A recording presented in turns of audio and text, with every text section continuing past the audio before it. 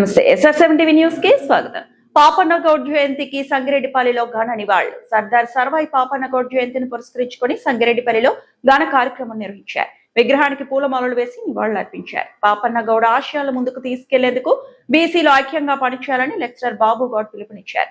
విగ్రహ ఏర్పాటుకు కృషి చేసిన దేవర కద్ర అసెంబ్లీ ఇన్ఛార్జ్ దామోదర గౌడ్ ను అభినందించారు.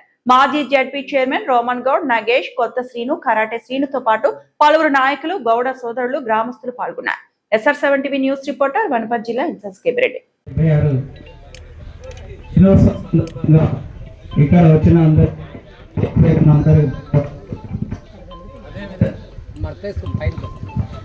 ఆ రోజు నేను సంగిరెడ్డిపల్లిలో పుట్టాను. హైదరాబాద్కు వెళ్ళి ఒక బిజినెస్ లో ఈ స్థాయికి ఎదిగాము. అందరికీ తెలుసు, ఎక్కడో సేవాభావం ఉంటేనే ఈ ముందుకు వస్తాం. ఈ యొక్క సర్వాయి బాపన్న గౌడ్ గారు మా గౌడ జాతిలో పుట్టిండొచ్చు కానీ భోజన నాయకుడుగా ఆ రోజు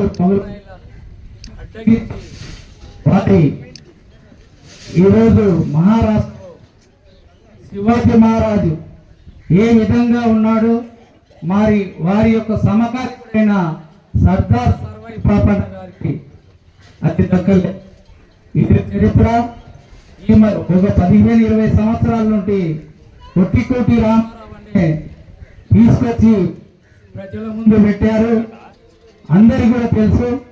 దానికి గత ప్రభుత్వం బీఆర్ఎస్ ప్రభుత్వం మన మాజీ ఎక్సైజ్ మినిస్టర్ శ్రీనివాస్ గౌడ్ గారు, శాసన మండలి స్వామి గౌడ్ గారు ఈ చరిత్రను వెలికితీసి వీరి యొక్క ఈ రోజు వరకు ముందుకు నడుస్తున్నారు. ఈ విగ్రహం పెట్టడం వల్ల వచ్చి ఈ రోజు ప్రతి ఒక్కరు కూడా ధైర్యంగా నిజంగానే కదా ఈ చరిత్ర ఉందని ముందుకు వస్తున్నారు. ముఖ్యంగా చెప్పడం ఏంటంటే 370 సంవత్సరాల కింద దొరల రాజ్యాన్ని, మొఘలాయి రాజ్యాన్ని ఇలగొట్టేసి ఆ చరిత్ర ఉంటే ఇప్పుడు కూడా దొరల రాజ్యం సాగుతూ వస్తుంది. మన బహుజనులము వారి యొక్క చరిత్రగాను సామాజిక న్యాయం గురించి వారు పోరాటం చేశారు. ఇప్పుడు ఇక్కడ చెప్తారు పెద్దలు వాళ్ళ చరిత్ర వాళ్ళది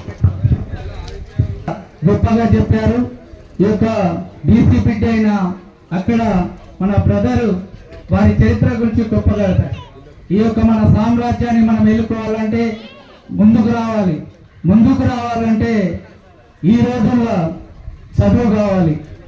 చదువు ఉంటేనే అర్థం చేసుకునే కెపాసిటీ ఉంటుంది. కాబట్టి ఎంతో మందిని చూసాం. ఇక్కడ చదువు రాని వాళ్ళు ఎంతమంది ఉన్నారు? చేతులు ఎత్తండి. ఆడవారు కానీ మగవారు కానీ చదువు రాని వాళ్ళు ఎంతమంది ఉన్నారు? ఎత్తాలే చేయి.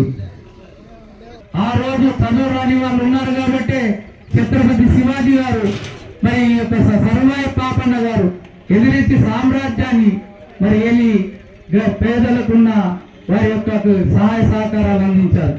మరి ఈ రోజు ఎక్కడ జరుగుతుంది? ఆ సామాజిక న్యాయం ఎక్కడ అడుగుతుండ్రు?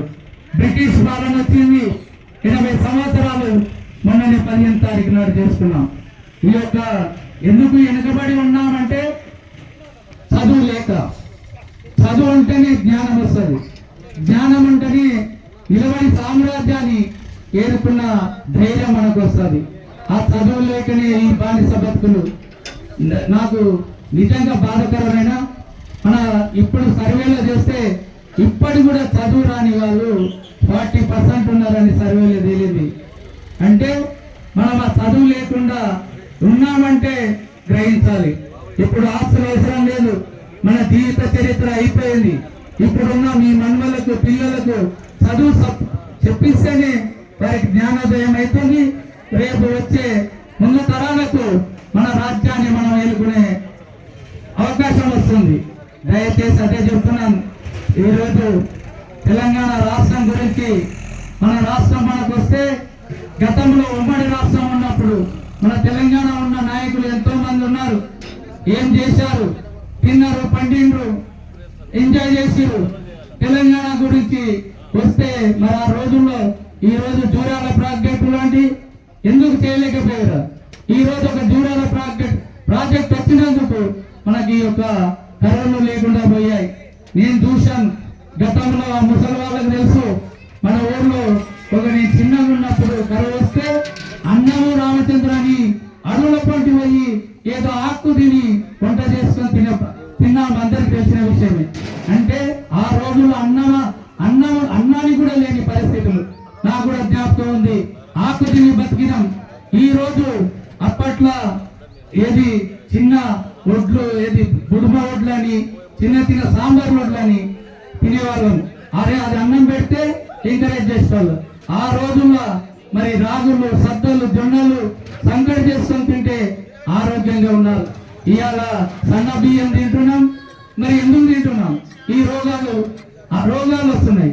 ఈ రోజు మళ్ళా రోగాలు వస్తున్నాయని మళ్ళా ఉల్టొచ్చింది. అదే తినాలి, అవే తినాలని. మన జీవిత చరిత్ర కూడా అదే. మనం ఏమంటున్నామంటే పిల్లలకు చదువు. అందుకే చెప్తున్నాం, తెలంగాణ రాష్ట్రం సాధించుకున్నాం, మరి మనకు న్యాయం జరగలేదు. కానీ ఎంతో మంది ప్రాణాలు అర్పించి ప్రాణ త్యాగాలు చేశారు.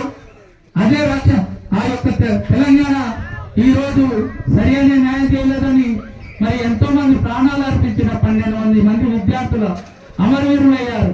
అందుకే ఈ రోజు ఈ సభాముఖ్యంగా చెప్పడం ఎందుకంటే రాజ్యాలు ఏలిన వాళ్ళు ఎంతో మంది ఉన్నారు. వీళ్ళు కూడా మన రాజ్యాన్ని అప్పచెప్తే 10 ఏళ్ల పాలన చేసి ఈ రోజు ప్రజలే బుద్ధి చెప్పారు. ఇలాంటి ప్రభుత్వాలు, ఇలాంటి రాజకీయ